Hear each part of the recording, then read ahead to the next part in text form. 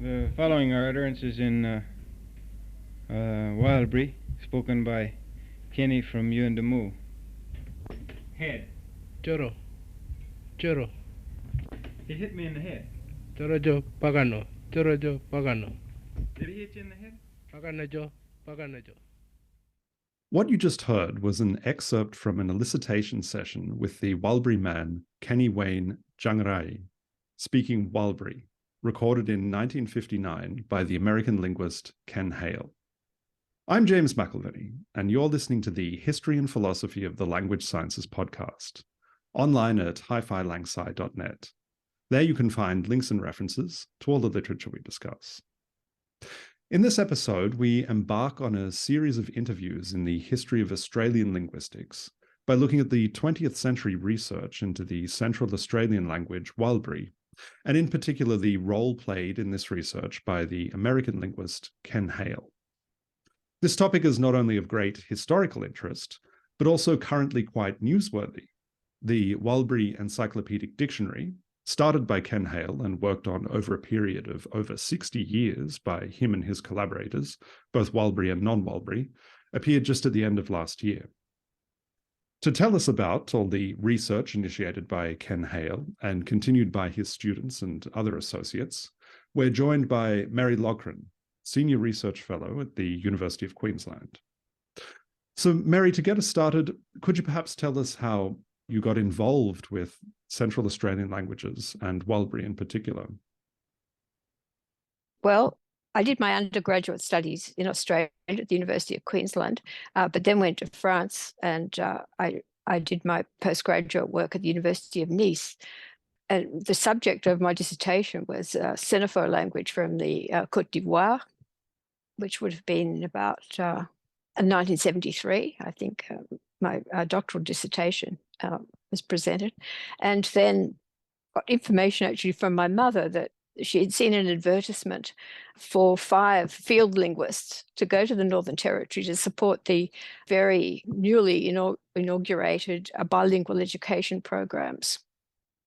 It didn't say where you would be apart from, some place in the Northern Territory that I'd never visited, I didn't know anything about, but it sounded, quite an adventure, an interesting thing to do.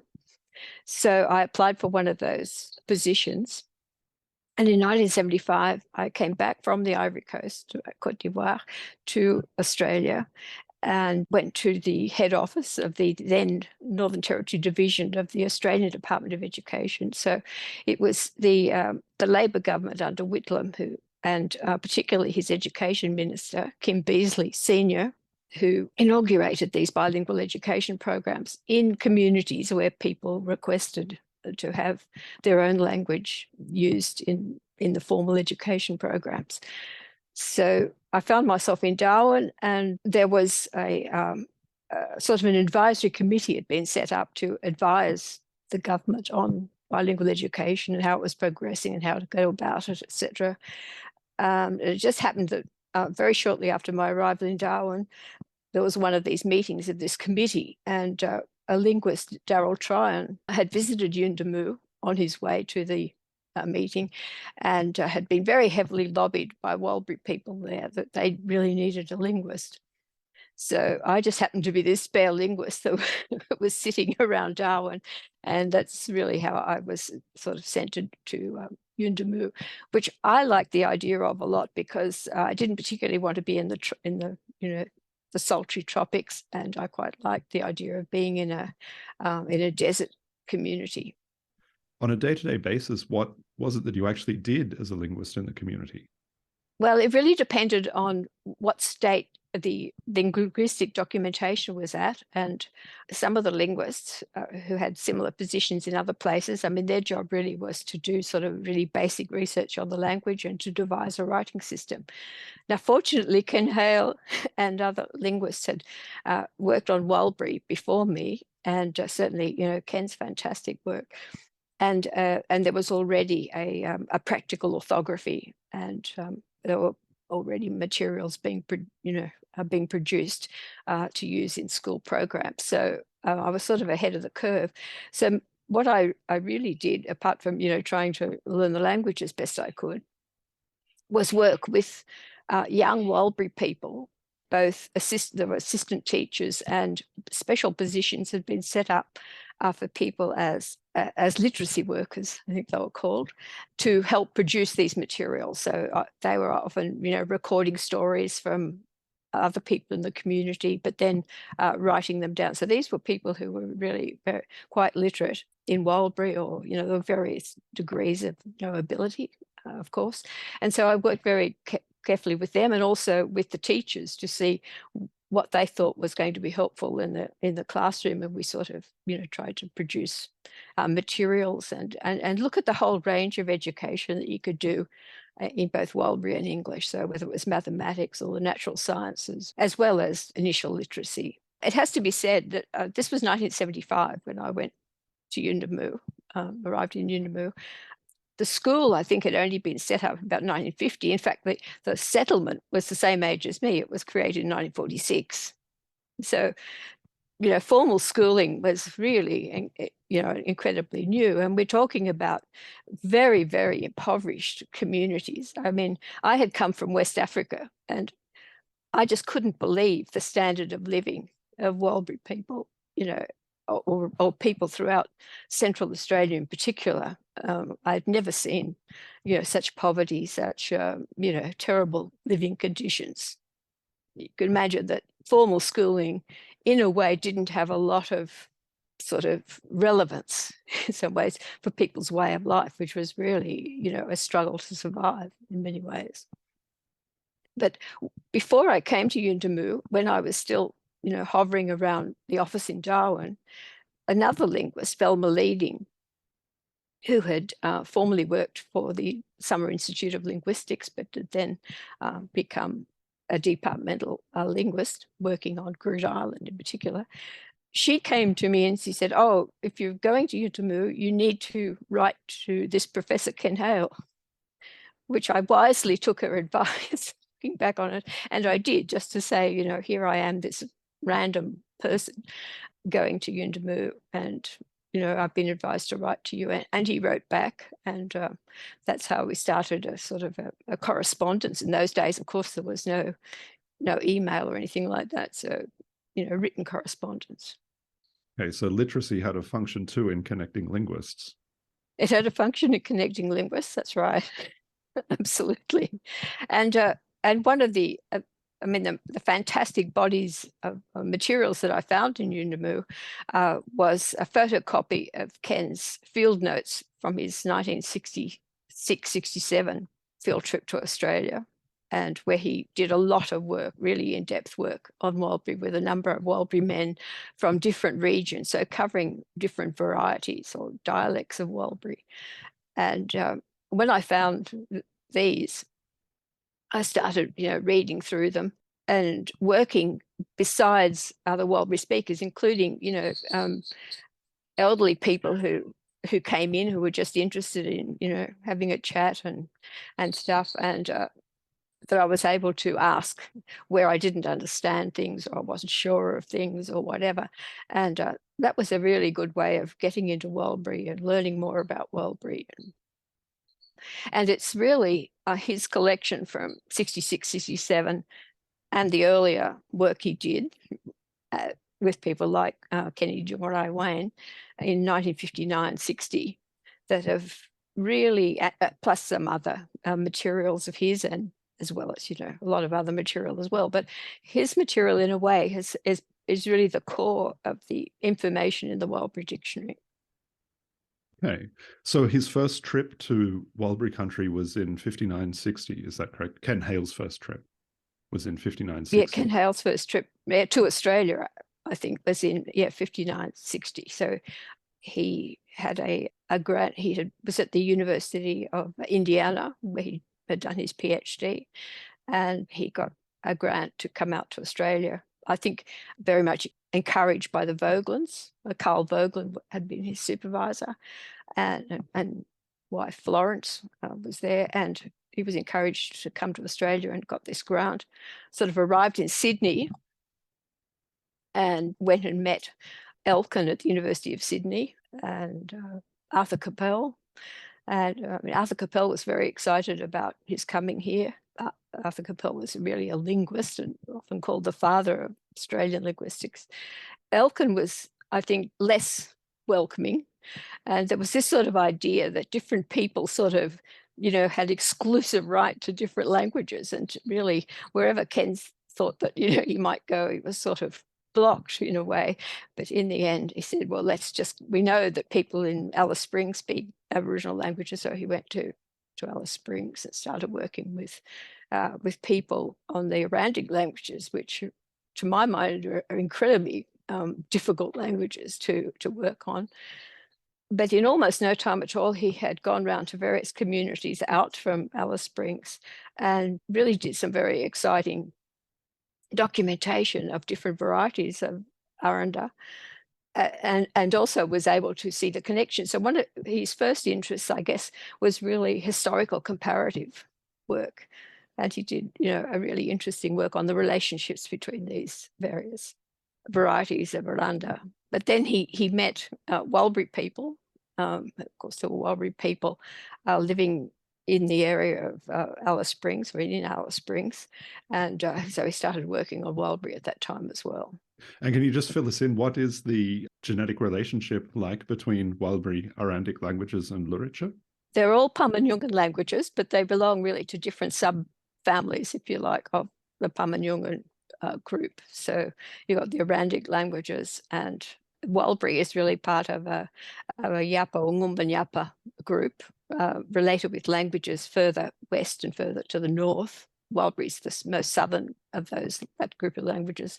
And then Luritja to the south of Walbury is one of the Western Desert languages.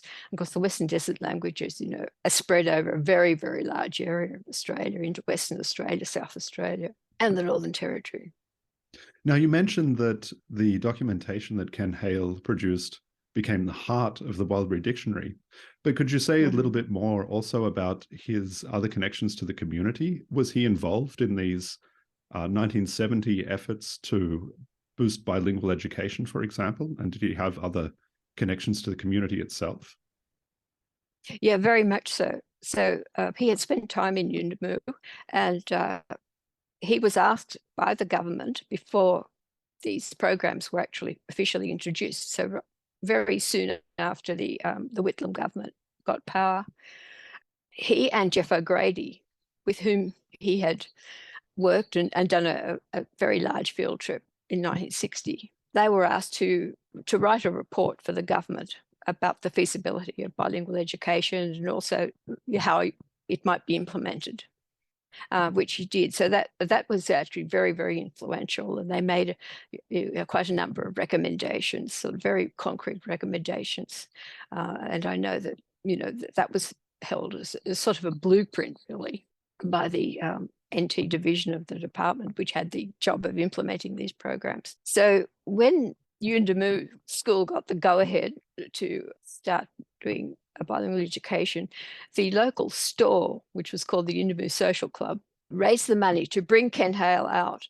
And he prepared a number of really useful materials, a syllabary, a basic, what he called an elementary dictionary of Walbury. He gave classes to a whole lot of young adults who had some schooling in Walbury writing system, etc. So that's why when I arrived in 75, there were all these people who were, quite adept at writing Walbury, which was fantastic. So yes, he did things like that. And he went to various Walbury communities, sort of running these little courses, and people were still speaking about that experience, many, many, many years later. They, how they'd enjoyed that and what they'd got out of it.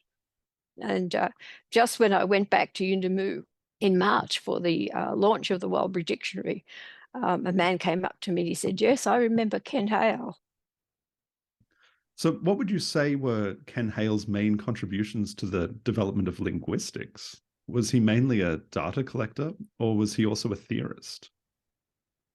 Well, he was both. His ability to record and to learn languages, and to both, hear the fine phonetic detail and to work out the phonology of a language, and I think some of the languages that he worked on in his first trip, like the Arandic languages and languages in North Queensland that have had lots of phonological changes historically compared to more conservative languages like Walbri and the Western Desert languages and many others, is really quite phenomenal, really, to have that sort of ability. So he had that extraordinary ability, and he had sort of worked out a method of initial elicitation, which was not only to get words and, sort of basic morphology, certainly to get that, but also he was interested also in grammar, in syntax. So he had a very, very sort of interesting way of proceeding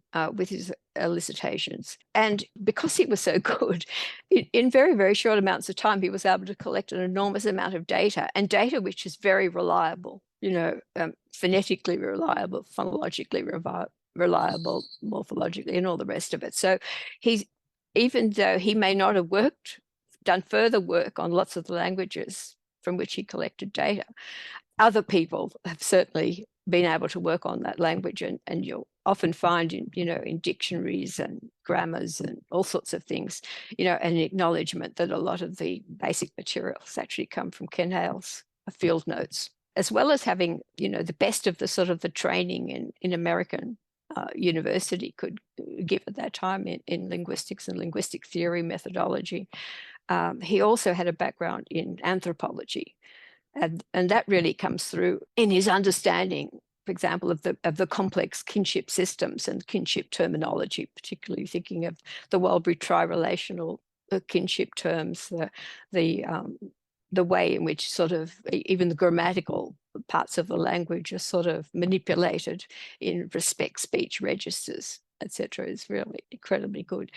But he was also very, very interested in modern theories of linguistics, and I think just his knowledge of so many languages, he could appreciate the diversity that you get in languages, but also the sameness that you get. Anybody that works on a lot of languages, you keep coming back to the same things. There's certain sort of constraints about a system that's learnable by human beings. And I think he contributed quite a lot through his work. For example, his work on non-configurational languages, looking at languages like Walbri with their relatively free word order or phrasal order. His work on the lexicon project, for example, which he set up with Jay Kaiser at MIT in the 1980s, I think was very influential. There's some key words there: a system of constraints learnable by humans. And even the name of the institution, MIT. So Ken Hale was, of course, a professor at MIT, and that's the home of generative linguistics. And generative linguists are often characterized, or perhaps caricatured, as being interested only in inventing new theoretical devices on the very thin empirical basis of their intuitions of English, maybe with a few other major European languages in the mix. So how did Ken Hale, who was a confirmed field linguist, fit into this scene at MIT? Did the data that he brought back from the field feed into the further development of theory? And is it inaccurate to say that MIT linguists are not interested in typological diversity and empirical data on the languages of the world? Yeah, I think that idea that, MIT people are only there sort of inventing theories out of, some work on English is completely ridiculous. It's just completely wrong. I spent quite an amount of time at MIT working with Ken in the 1980s, and followed the work of various people and graduate students working on a whole range of languages, from American Indian languages to Asian languages, a variety of European languages from all over, including Australian languages. So Australian PhD students like David Nash, Jane Simpson, and American students like Julianne Leggett, for example, worked on Walbri with Ken, people working on Ladle and other Australian languages. But yeah, at MIT, people were interested in languages generally, and were looking at the similarities and differences across a whole range of languages. I met students from China, from Japan. So I think that's just a ridiculous, that, as you said, it's a sort of a caricature, and I think it's got no evidential basis whatsoever. So Ken actually didn't go to MIT till after his second field trip to Australia, when he was invited by Maurice Halley to join the department there. So his initial work was really out of University of Indiana. Okay, and why did Maurice Halley want Ken Hale at MIT? Because he'd heard about this very brilliant linguist, and he wanted the best, at MIT. And so he invited Ken to consider joining the department. Ken Hale once said to me that actually he wrote a really interesting paper, and he gave it as the Edward Sapir lecture at the American Linguistic Institute in 1995. And I think it's called something like Universal Grammar and the Roots of Linguistic Diversity. That paper sort of, I reread it today. It reminded me of something he once said, that you could look at any one language and you could probably find out most of what there was to be found out about human language, right? If you go deep enough into the language.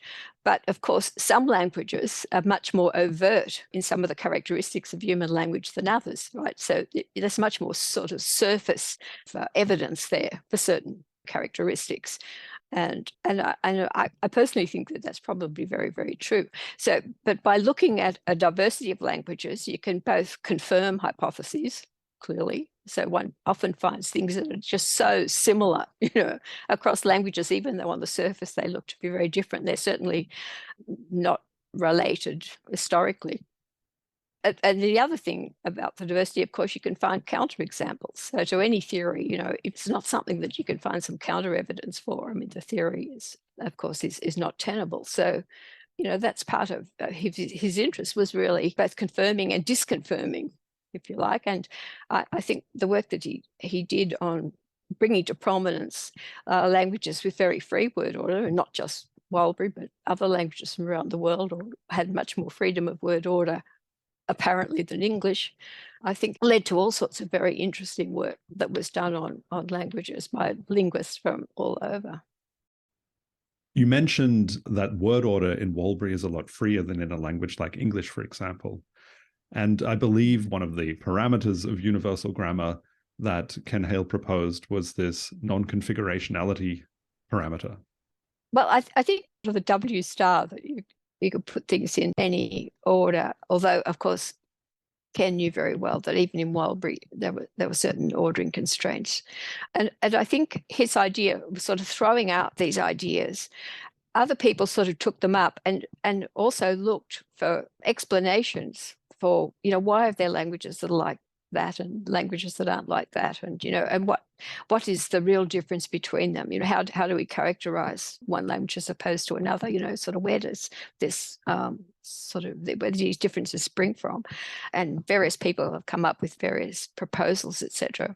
So I think that was really Ken's sort of ideas, which came out of his fieldwork, but also out of very deep reflection about language, and on the basis of knowing lots of different languages, very well, was really to throw out ideas, to throw out sometimes sort of initial explanations or characterizations of the problem, if you like, for linguists to solve, for other people to really get their teeth into. And I think it was very similar with his work in the lexicon project, where he was really interested in that relationship between semantics and syntax. Where do certain types of meaning, or the explanation meaning, sort of constrain the syntax and the relationship between levels of languages? And that really spawned a lot of really great work by a whole lot of people addressing this question of this interaction between syntax and semantics. What constrains what? Okay, excellent. Well, thank you very much for answering those questions. My pleasure. We'll close now with an excerpt from a recording of a Walbury song sung to the melody of Freight Train. The Walbury lyrics are by Ken Hale, and this performance of the song is by Walbury teachers in Yuendamu in 2009. Wendy Barder is accompanying them on guitar.